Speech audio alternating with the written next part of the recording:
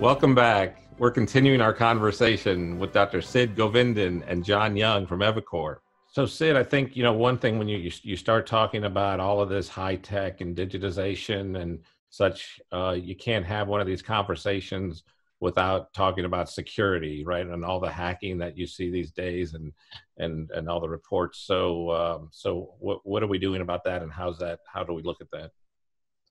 Yeah, no, it's obviously a huge concern in healthcare when it comes to protecting health information and the ability to keep data safe. We work within a very secure environment as it relates to utilizing technologies that have naturally existed or historically existed, as well as new technologies to help ensure security as data moves back and forth.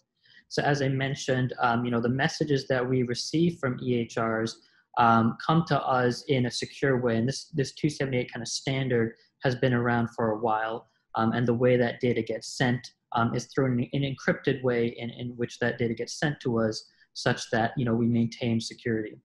Within our applications itself and the various systems that they run in, we use Azure, a Microsoft product that helps, have our systems cloud-based, but also provides a level of security around those that helps us maintain that level of security with our data and our processes as data flows. The other thing I will mention is that one of the critical tenets of security, especially in healthcare, is really having the clinical knowledge and the expertise and the generalized understanding of all folks that work within these organizations of the importance of keeping healthcare information protected and how you deal with it, right? A lot of security breaches that occur in various companies can typically be tied to the actions of individual employees related to obviously someone with kind of a malicious intent trying to penetrate that level, but it also speaks to a general culture that we have at EviCore.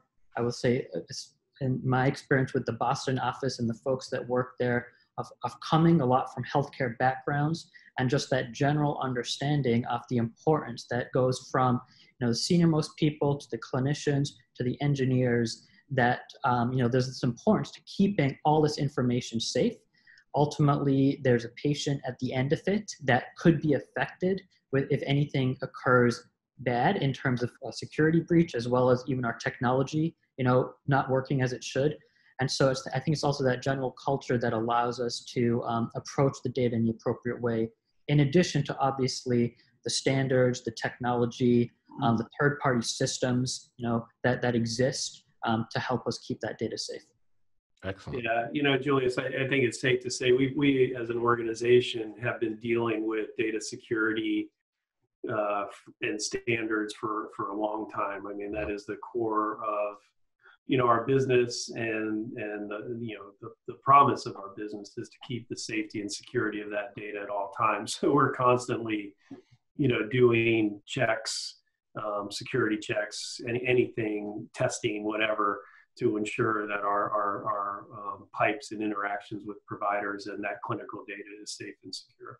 One of the things that the promise of this work that we've been discussing really sets us up for is continued innovation around, what's going on with the healthcare market, and how health and wellness and then risk really of bearing the cost and the burden of healthcare is shifting. And as we work through this automation, and as we work with providers to learn how they're wanting to interact with us, and the need and the continued reliance on accessing a trusted group like EviCore for evidence-based medicine, curated evidence-based medicine, as you mentioned, by our number of clinicians that we have on board, that I don't have the statistic right off the top of my head for the rate of change of clinical knowledge, but it's exponential. And for us to then learn how to engage with providers via prior authorization, which is really kind of a retrospective review of the decision process, to where providers would like us to be working with them, which is more in the front of that process, to give them access and give them guidance, and to be a part of selecting the right and appropriate procedure is a focus of ours. And we're learning as we go through the experimentation process that Sid mentioned, where we might actually accelerate clinical decisions and accelerate access to care by working better in the provider's actual clinical workflow. And so, if we can get a better partnership with those providers that are taking on risk and be a value to not only the ecosystem of healthcare, but to those providers as they make decisions, I think we all win. And that's really, where we want to get to, is not be in the way, not fully be out of the way, but be engaged in a partner as we truly redefine healthcare and redefine, how to drive better care to the patients and the customers and communities that we serve. I think it's a great point, because we hear that all the time, right? The potential for the delaying of care for patients through this whole pre-authorization process. And I think anything we can do to address that, I think is important. But I love the idea of sort of that, as you bring up that partnership sort of concept, because, historically, the relationships, with health plans and the providers, or the RBM industry and provider, has been not so much a partnership and somewhat adversarial, I think. And when you get into the value-based kind of arena, there's, it's, again, especially from the specialist perspective, I think they struggle a bit knowing, which is the most efficient sort of way to work up this patient, which is the most efficient way to, to look at this and get to the answer that you need to get to in the most expedient and efficient way possible. And I think, our guidelines are written that way. Those guidelines are used in some institutions, like next time we'll be talking with the University of Colorado and their radiology department.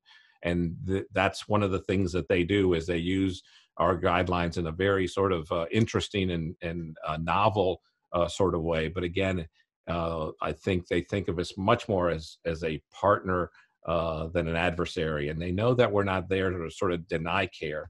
We're really there to make sure the patient gets the most appropriate care. And so we do have some issues sometimes, getting the information to make that decision. And I think that's where the, IntelliPath process and all is going to, revolutionize, the way we get the information and our ability to make those decisions accurately and expediently. And so I'm really looking forward to more of that. So all of this, John, sounds like, again, incredibly complex. It's a ton of work that has gone into it. It seems, are we talking like 10 years here before we sort of see this come to fruition, or what are we looking at?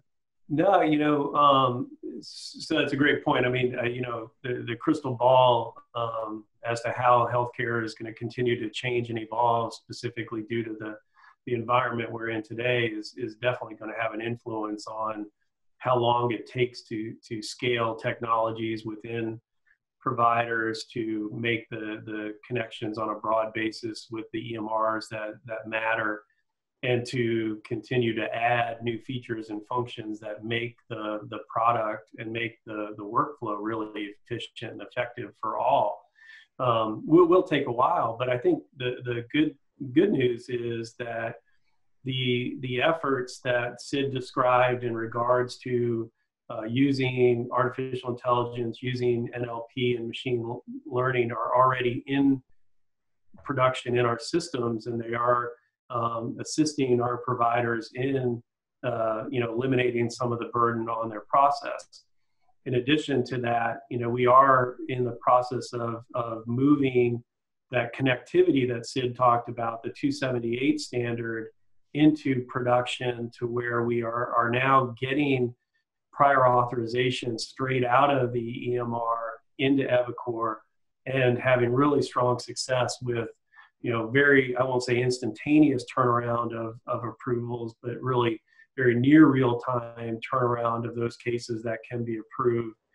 And our goal is to scale that, and we're starting to scale the connectivity aspect of what we call IntelliPath Connect, and we're moving that into market. We have a pipeline of providers that we're starting to work with, And I think 2021 is going to be a big year for us, really changing the dynamics of our interactions with providers. I think the other thing that's really helping right now is the work that the industry is doing on developing standards for prior auths and other API connectivity models to support prior auths, which will help us expand beyond, just the core few set of EHRs and EMRs into other systems that can help alleviate that burden off of providers. So you think there's complexity on our side and there's complexity in the prior auth side. Look, the complexity on the EHR and EMR side, it's been the bane of a lot of our existence. So this is a new frontier. It's going to take a while, but we are moving, and we're moving fast.